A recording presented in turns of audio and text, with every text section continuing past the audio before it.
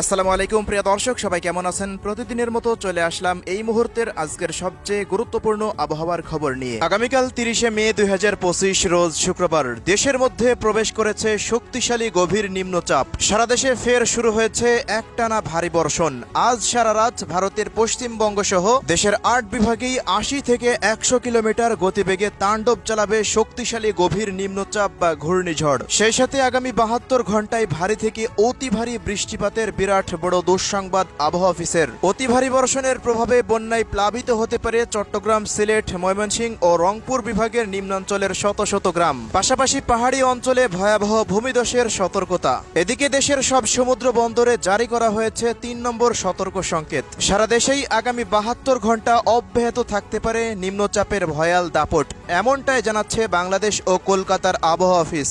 তো প্রিয় দর্শক, আজ এবং আগামীকাল রাজধানী ঢাকা বিভাগ থেকে শুরু করে খুলনা, বরিশাল, চট্টগ্রাম, সিলেট, ময়মনসিংহ, রংপুর ও রাজশাহী বিভাগ সহ ভারতের কলকাতার পশ্চিমবঙ্গ, আসাম, মেঘালয় ও ত্রিপুরা রাজ্যের কোন কোন জেলাগুলিতে আবহাওয়া পরিস্থিতি কেমন থাকতে পারে জানিয়ে দেব। সম্পূর্ণ বিস্তারিত ভিডিওটি শেষ পর্যন্ত দেখার অনুরোধ।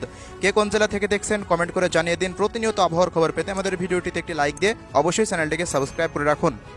প্রিয় দর্শক, আমরা এই মুহূর্তে সরাসরি চলে আসলাম ইউরোপিয়ান আবহাওয়ার পূর্বাভাস মডেল রাডারের উপগ্রহ চিত্রে। এখনকার পরিস্থিতি অনুযায়ী দেখা যাচ্ছে দেশের উত্তর থেকে দক্ষিণ, পূর্ব থেকে পশ্চিম, দেশের 8 বিভাগের 64 জেলার আকাশই ঢাকা রয়েছে শক্তিশালী নিম্নচাপের মেঘের চাদরে। সকালের পর থেকে দেশের বিভিন্ন অঞ্চলে শুরু হয়েছে একটানা ভারী থেকে অতি ভারী বৃষ্টিপাত।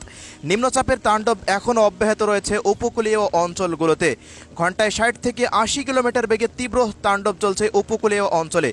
আজ সারা রাত দেশের 8 বিভাগের 64 জেলার ওপরেই নিম্নচাপের তীব্র তাণ্ডব অব্যাহত থাকবে। ঘন্টায় 80 থেকে 100 কিলোমিটার পর্যন্ত ঝোড়ো হাওয়া বয়ে যেতে পারে। সেই সাথে ভারী থেকে অতি ভারী বৃষ্টিপাত চলমান থাকার সম্ভাবনার কথা জানাচ্ছে আবহাওয়াবিদরা।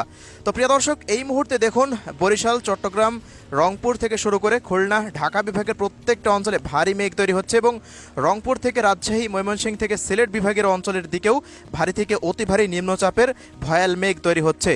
আজ রাতে তীব্র তাণ্ডবের সম্ভাবনা, আপনারা অবশ্যই সতর্কতা অবলম্বন করবেন। তো এই মুহূর্তে সর্বশেষ আপডেট অনুযায়ী দেখা যাচ্ছে বঙ্গোপসাগরের নিম্নচাপের মেঘ শুধুমাত্র 20% মতো দেশের মধ্যে প্রবেশ করেছে।